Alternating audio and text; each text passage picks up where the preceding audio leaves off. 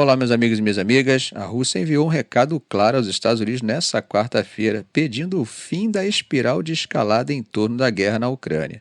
Apesar das tensões crescentes, Moscou disse que pretende manter canais de comunicação abertos para evitar erros perigosos, especialmente no que diz respeito ao lançamento de mísseis. O vice-ministro das Relações Exteriores, Sergei Ryabkov, falou que Moscou continuará informando Washington sobre testes de lançamento de mísseis, mesmo quando não houver obrigação técnica para isso. Provavelmente ele estava fazendo alusão ao recente teste do míssil balístico hipersônico de alcance intermediário, o Oresnik, disparado contra a Ucrânia na última semana. Segundo o Ryabkov, o teste foi um sinal claro ao Ocidente. Vocês devem parar, não incentivem Kiev a novas aventuras militares. Isso é perigoso para todos, inclusive para os Estados Unidos. Na semana passada, o presidente russo Vladimir Putin justificou o lançamento do Oresnik como uma resposta direta ao uso pela Ucrânia de mísseis Ataque-MS fornecidos pelos Estados Unidos e mísseis Storm Shadow de fabricação britânica contra alvos no território russo. A Ucrânia, assim que registrou o ataque, disse que havia sido um míssil intercontinental e, mesmo admitindo mais tarde o seu equívoco, sustentou que o uso do novo míssil russo, que teria alcançado velocidade de até 13.600 km por hora, como uma clara e severa escalada no conflito, e pediu uma resposta contundente da comunidade internacional. Apesar de não ser intercontinental, a precisão e o poder bélico do míssil, que, segundo informações, não carregava ogivas explosivas, passou uma mensagem bem clara ao Ocidente. Mas parece que Zelensky não entendeu, pois para ele a única solução possível seria uma escalada que colocasse a OTAN de forma explícita e direta no conflito. Os militares dos Estados Unidos descreveram o Oresnik como um míssil experimental, afirmando que a Rússia possivelmente possui apenas alguns exemplares desse armamento. Mas, como vocês lembram, Putin disse que faria mais alguns testes antes de começar a produção em massa do míssil. Agora, se vocês pensam que o interesse dos Estados Unidos na Ásia só incomoda a China, temos Moscou se manifestando em relação à política de Washington na região. Isso mesmo, a Rússia deixou bem claro hoje, quarta-feira, que se os Estados Unidos colocarem mísseis no Japão, isso será interpretado como uma ameaça direta à segurança russa, obrigando Moscou a reagir. O alerta veio após uma reportagem da agência japonesa Kyodo, que revelou um possível plano militar conjunto entre Estados Unidos e Japão. Esse plano, segundo a matéria, seria uma prevenção diante de uma possível crise envolvendo Taiwan e incluiria o envio de mísseis para as ilhas Nansei, no sudoeste do Japão, e também para as Filipinas. Maria Zakharova, que, como vocês sabem, é a porta-voz do Ministério das Relações Exteriores da Rússia, acusou o Japão de alimentar as tensões na região apenas para justificar a crescente aproximação militar com os Estados Unidos. Ela foi bem direta, dizendo que, se os mísseis americanos forem posicionados em solo japonês, Moscou vai tomar as medidas que considerar necessárias para sua defesa. E essas medidas, segundo ela, estão alinhadas com a nova doutrina nuclear da Rússia, que ampliou os cenários nos quais o uso de armas nucleares pode ser considerado. Outro ponto importante, meus amigos, foi levantado pelo vice-ministro das Relações Exteriores da Rússia, Sergei Ryabkov. Ele disse que Moscou pode considerar o posicionamento de mísseis de curto e médio alcance na Ásia, caso os Estados Unidos adotem essa estratégia primeiro. Quando perguntaram sobre locais específicos, Zakharova se limitou a lembrar que a Rússia tem vasto território na Ásia, o que inclui a possibilidade de instalar armamentos a leste dos Montes Urais. E tem mais. Ela também fez questão de reforçar que a Rússia responderá de forma decisiva e proporcional caso mísseis americanos sejam instalados em locais estratégicos em qualquer lugar do mundo.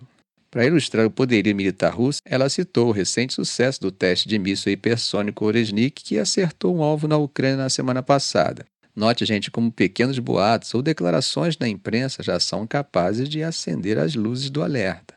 Vimos algo parecido com os comentários do New York Times sobre o hipotético envio de armas nucleares por Biden para a Ucrânia antes de terminar o seu mandato. Bom, meus amigos, mudando de assunto, o Tribunal Penal Internacional anunciou que está buscando um mandado de prisão contra Miang Hleing, líder militar de Mianmar, pelos crimes contra a humanidade cometidos contra os Rohingya. Esses crimes incluem perseguições e deportações em massa que devastaram essa comunidade. As autoridades de Mianmar ainda não se pronunciaram sobre a decisão do TPI, mas reações internacionais já começaram.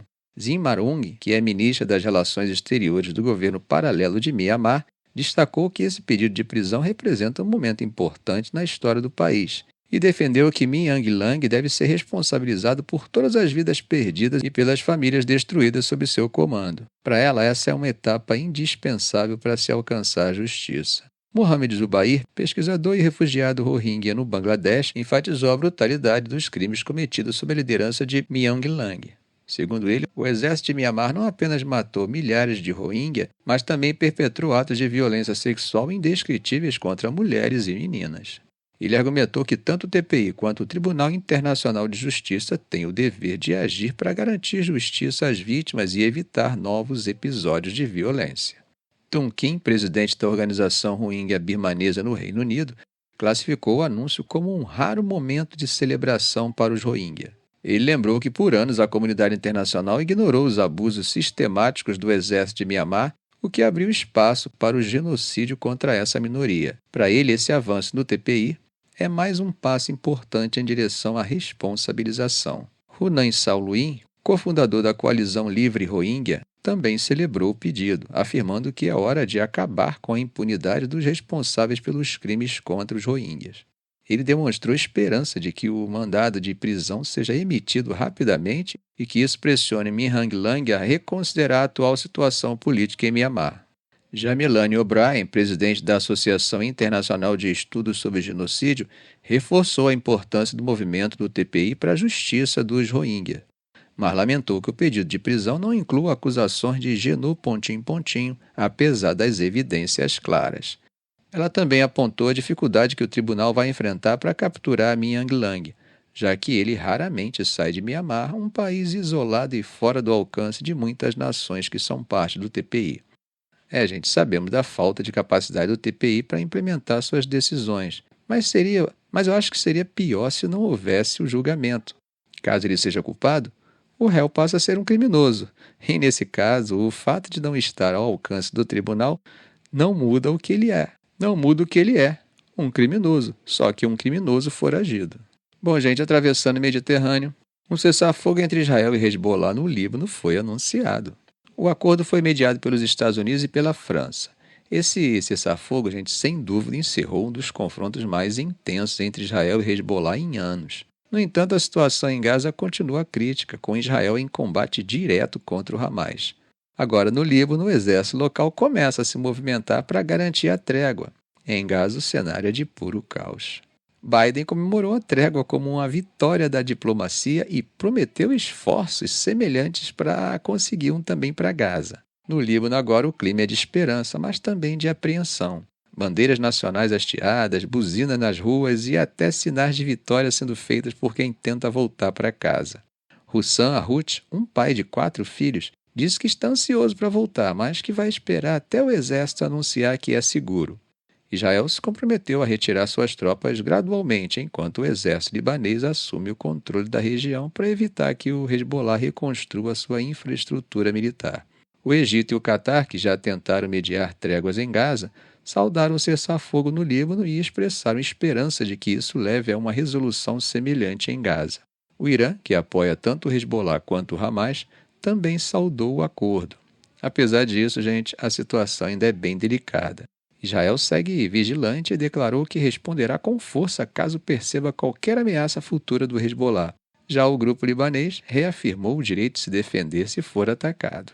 Para o primeiro-ministro israelense Benjamin Netanyahu, o cessar-fogo é uma oportunidade de descanso para o exército, além de um momento para isolar o Hamas. Ficamos por aqui. Se esse vídeo for útil a você, faça um comentário, compartilhe em suas redes sociais, dê um like. E é claro, se ainda não for inscrito, inscreva-se no canal e ative o sininho para não perder os próximos vídeos. Ok, gente? Um grande abraço do professor Arão Alves.